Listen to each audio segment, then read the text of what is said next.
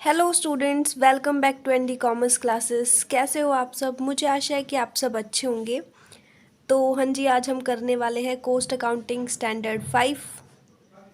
तो चलिए शुरू करते हैं। जो हमारी स्टैंडर्ड 5 है वो है determination of average equalised cost of transportation. यानी किस पे बेस्ड है? कॉस्ट ऑफ ट्रांसपोर्टेशन पे बेस्ड है वो। ठीक है, तो चलिए स्टार्ट करते हैं। तो सबसे पहले ट्रांसपोर्टेशन कॉस्ट, हमें पता है वैसे ट्रांसपोर्टेशन कॉस्ट क्या होती है ना। तो इंट्रोडक्शन देखते हैं इसका कि आपका जो बिजनेस है वो सप्लायर से कुछ माल मंगाता है, रॉ मटेरियल मंगाता है, क्योंकि उसको क्या बनाना है, प्रोडक्ट बनाना है। तो वो किसी ट्रांसपोर्ट के मीडियम का इस्तेमाल करता है। फॉर एग्जांपल वो कोई ट्रक, बस तो नहीं, कोई ट्रक या फिर कुछ भी लगा लो, तो उसका वो इस्तेमाल करता है, यूज़ करता है, जिसके थ्रू जो है वो रॉ मटेरियल को मंगवाता है। तो अब वो जो सामान सप्लायर यहाँ भेजेगा बिजनेस के पास, तो वो उसका भी तो कुछ ना कुछ खर्चा होगा ना। यानी उस रॉ मटेरियल को यहाँ से यहाँ जाने के बीच में भी बहुत खर्चा होगा। तो वो जो खर्चा होगा उसको हम बोल देते हैं ट्रांसपोर्टेशन कॉस्ट, या फिर इसी को हम बोल देते हैं ट्रांसपोर्टेशन एक्सपेंसेस। तो जो ये आपकी ट्रांसपोर्टेशन कॉस्ट होती है इसको हम सेपरेटली प्रेजेंट करते हैं, किससे? From other cost of inward material और cost of sale of fixed goods. जो हमारी फिक्स्ड गुड्स के लिए हमने कॉस्ट निकाली है, मतलब उसको सेल करने पे उस कॉस्ट, और जो इनवर्ड मटेरियल की कॉस्ट है, इन दोनों कॉस्ट से अलग दिखाएंगे हम किसको? ट्रांसपोर्ट कॉस्ट को। अब ट्रांसपोर्ट कॉस्ट का एग्जांपल क्या है? जैसे फ्यूल का खर्चा है ना, बिना पेट्रोल डीजल के लिए चलने वाली है नहीं, तो फ्यूल इसमें लगेगा, तो फ्यूल का खर्चा होगा, वो भी ट्रांसपोर्ट कॉस्ट में आ जाएगा। पार्किंग फीस, किसको कहीं पे हमने पार्क करना है, रखना है, तो वहाँ उसकी फ़ीस। ड्राइवर की सैलरी, तो ये सारा का सारा जो खर्चा, या फिर इसका भाड़ा जो हो गया, फ्राइट है ना, कैरियज जो है, तो वो जो खर्चा होगा वो भी ट्रांसपोर्ट कॉस्ट में आ जाएगा। नाउ फाइनेंशियल एक्ट 2003 के अकॉर्डिंग ये ज़रूरी है कि ट्रांसपोर्ट कॉस्ट के लिए आप जो है सर्टिफिकेशन करवा लो, सर्टिफिकेट बनवा लो। सर्टिफिकेशन क्यों ज़रूरी है? ताकि आप जो है, अगर कोई किसी तरह की डिडक्शन मिलने वाली है, छूट मिलने वाली है, तो आप उसको क्लेम कर सको। फॉर एग्जांपल अगर हम कहीं पे एक्सपोर्ट वगैरह करते हैं तो वहाँ पे हमें डिडक्शन मिलती है, किसी तरह की छूट मिलती है, तो हम क्लेम कर पाएंगे। कब कर पाएंगे? जब हमारे पास सर्टिफिकेट होगा, ठीक है, हमारे बिजनेस के पास। ठीक है, ओके। तो सिर्फ इतना ही था वैसे ट्रांसपोर्ट कोस्ट का मीनिंग जो है इंट्रोडक्शन में। अब हम देख लेते हैं ऑब्जेक्टिव्स। ऑब्जेक्टिव्स क्या हैं? जनरली ऑब्जेक्टिव वही होते हैं, यूनिफॉर्मिटी, कंसिस्टेंसी एंड ट्रांसपेरेंसी। इसमें थोड़ा सा नया ऐड है, वो क्या है देखो। To calculate average transport cost, transportation cost की एवरेज ट्रांसपोर्टेशन कॉस्ट को कैलकुलेट करने के लिए हम ये जो कैस 5 है हमारा, कॉस्ट अकाउंटिंग स्टैंडर्ड 5, इसका हम यूज़ करते हैं। ठीक है, यानी इसमें एवरेज ट्रांसपोर्टेशन कॉस्ट निकाली जाती है। Clear?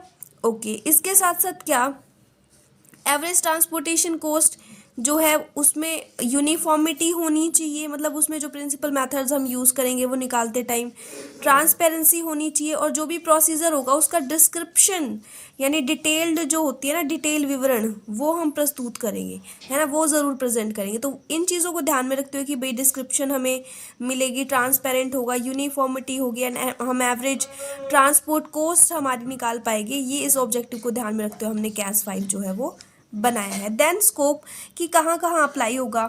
It should be applied to cost statement, cost statement में अप्लाई होगा।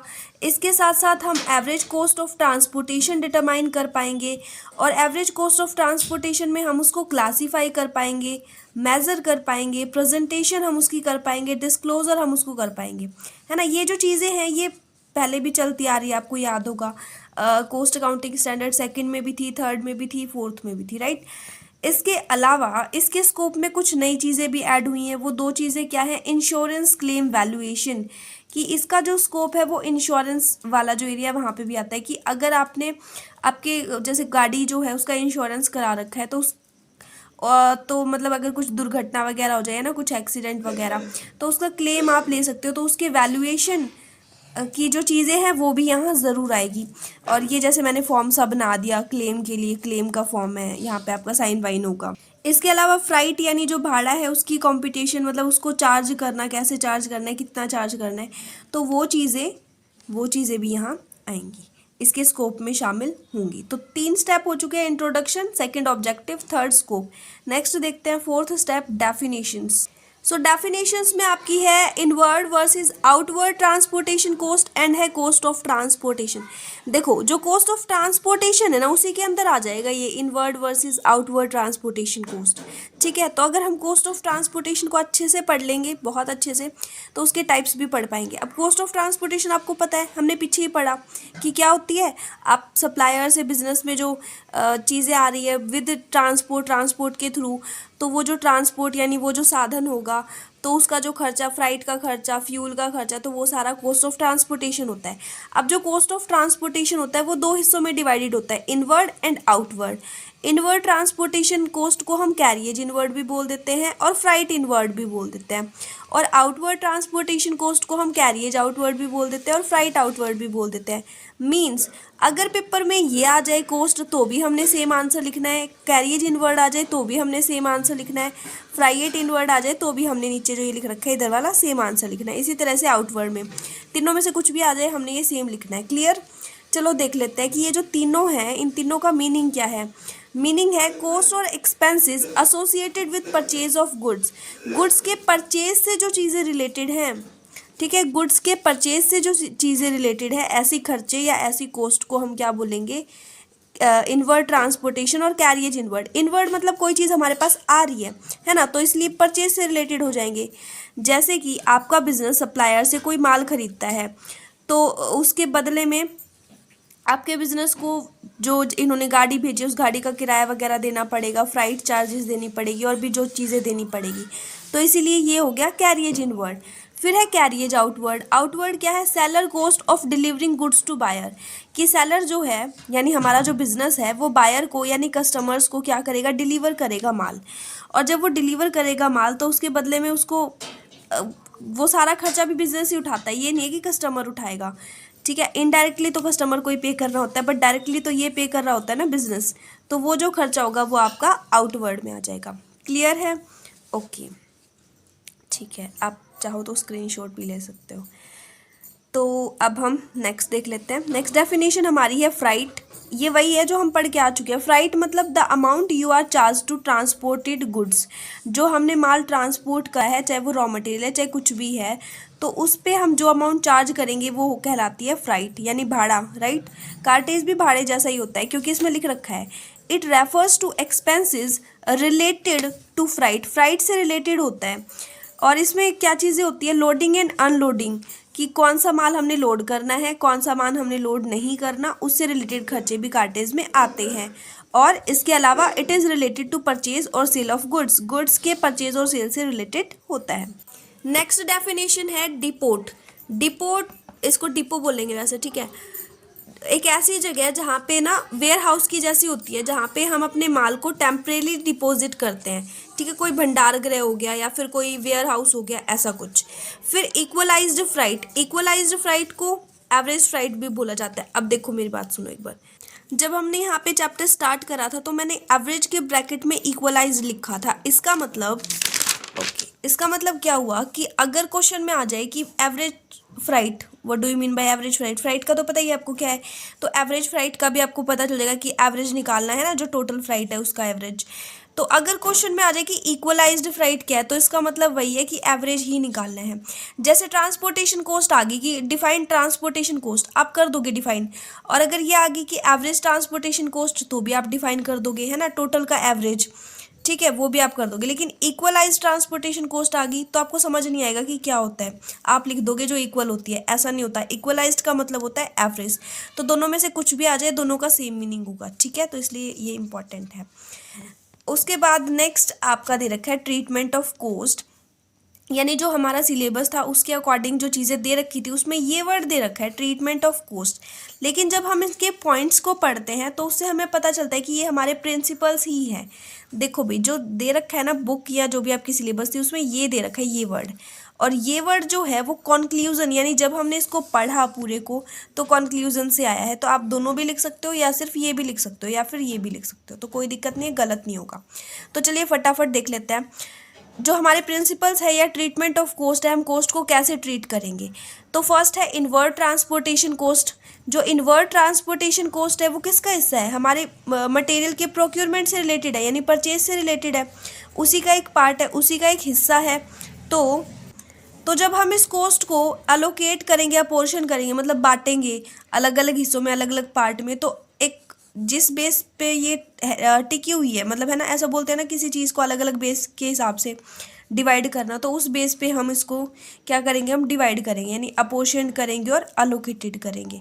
फिर उसी तरह आ गया आउटवर्ड। आउटवर्ड किसका हिस्सा है, सेल का हिस्सा है, क्योंकि ये सप्लाई से रिलेटेड था, राइट।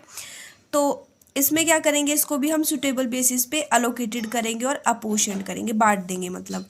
और कुछ एक कौन कौन से बेसिस हम यूज़ कर सकते हैं, जैसे यहाँ पे मैंने बेसिस का यूज़ किया था, तो कौन कौन से बेसिस होंगे वो, जैसे वेट के हिसाब से इनवर्ड कॉस्ट किसी प्रोडक्ट की, किसी मटेरियल की कितनी होगी, और आउटवर्ड कॉस्ट कितनी होगी। वॉल्यूम के हिसाब से, वैल्यू के हिसाब से, है ना, प्राइस जो है यूनिट के हिसाब से, जैसे टन में है, किलो में है, तो इस हिसाब से भी हम उनको, जो हमारे मटेरियल है, उसको डिवाइड कर सकते हैं इनवर्ड और आउटवर्ड की फॉर्म में। नेक्स्ट हमारा है abnormal cost shall not be part of transportation cost, कि जब हम ट्रीटमेंट ऑफ कॉस्ट करते हैं तो हमें ये पता चलता है कि अबनॉर्मल कॉस्ट जो है वो ट्रांसपोर्टेशन कॉस्ट का पार्ट नहीं होगी। इसके अलावा पेनल्टी और डिटेंशन चार्जेस मैं बताऊंगी अभी आपको, तो ये जो है ये इंक्लूड नहीं होगा।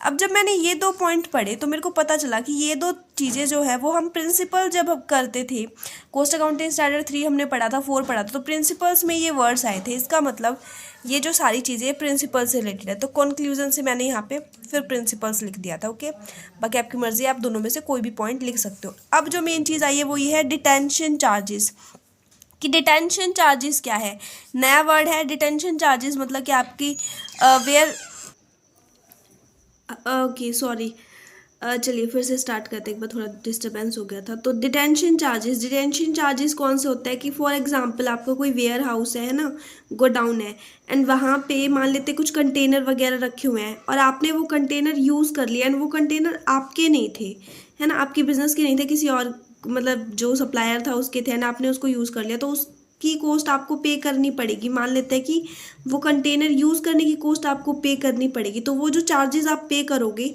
उनको आप डिटेंशन चार्जेस के नाम से जानते हैं, ठीक है। तो ये जो चीज़ें हैं ना, ये इंक्लूड नहीं होंगी, शामिल नहीं होंगी, ये कॉस्ट इंक्लूड नहीं होगी, ठीक है। लास्ट हमारा पॉइंट रह गया है, वो देख लेते हैं अब। ओके देन, लास्ट पॉइंट है कॉस्ट शीट, जो कि आपकी मतलब सिलेबस में बुक में दे रखा था, बट ये फिर वही चीज़ है कि मैंने इसको जब मैंने पूरा कंप्लीट करा तो उसके बाद मेरे को ये कंक्लूजन के तौर पे मिला, तो मैंने कंक्लूजन के तौर पे यहाँ पे लिखा है। अब चाहे तो आप दोनों लिख दो जैसे पेपर में आए, तो या सिर्फ ये लिख दोगे तो भी चल जाएगा, और ये लिख दोगे और उसके नीचे पॉइंट लिख दोगे तो भी चल जाएगा, कोई दिक्कत नहीं है, ठीक है। Okay then, so cost sheet shall be prepared and presented in form of as per appendix 1 to 3 as near thereto, कि कोस्ट शीट में जो आप कोस्ट शीट बनाओगे उसमें आप, ठीक है, नॉर्मल जो चीज़ें डालते हैं वो तो डालेंगे ही कि भाई क्वांटिफिएबल इन्फॉर्मेशन होनी चाहिए और चेंजेस एज पर लो, ठीक है, वो चीज़ें आप लिख देना, बिल्कुल भी गलत नहीं होंगी। और साथ में आप अपेंडिक्स भी डालोगे, अपेंडिक्स 1 to 3 हम डालेंगे। अब देखो ये बहुत इंपॉर्टेंट चीज़ है, यहाँ पे अगर ये स्टैंडर्ड आ जाता है तो आपको ये जरूर लिख के आना है। तो अपेंडिक्स 1 और 2 जो है वो किससे रिलेटेड है, ये शो करता है details of information to be maintained for the compilation of total cost, total cost के कंपाइलेशन से रिलेटेड, मतलब टोटल कॉस्ट से को मतलब कंपाइल करके कैसे हम इंफॉर्मेशन निकाल सकते हैं, तो उससे रिलेटेड अपेंडिक्स 1 और 2। और अपेंडिक्स 3 किससे रिलेटेड है, आउटवर्ड से रिलेटेड है। ओके, आउटवर्ड जो है उनको कैसे हमने कैटेगराइज्ड करना है, डिफरेंट डिफरेंट कैटेगरीज में कैसे हमने अपोर्शन करना है, कैसे, तो वो चीज़ें यहाँ आ जाएंगी। लास्ट एंड फाइनल है proper records shall be maintain to show separately total cost, की अलग अलग अगर हमने सेपरेटली टोटल कॉस्ट निकालनी है किसी भी मतलब मटेरियल की, तो अलग अलग हम उसको सेपरेटली लिखेंगे, सारे मटेरियल्स की एक साथ नहीं लिखेंगे, और प्रॉपर रिकॉर्ड हम उसका रखेंगे, तभी तो हम कॉस्ट शीट बनाते हैं, यही तो रीज़न है। और यहाँ पे ये जो वर्ड अपेंडिक्स है, क्योंकि ये हम ज़्यादातर डिस्क्लोजर में यूज़ करते थे, इसलिए मैंने यहाँ पे प्रेजेंटेशन एंड डिस्क्लोजर लिख रखा है।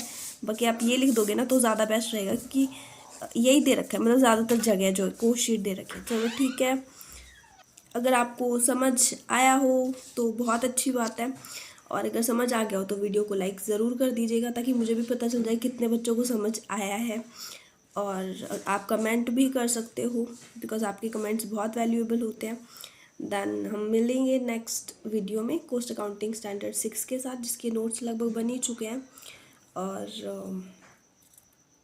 ठीक है, जिसने अभी तक चैनल सब्सक्राइब नहीं करा है वो चैनल सब्सक्राइब कर दे। Thank you so much.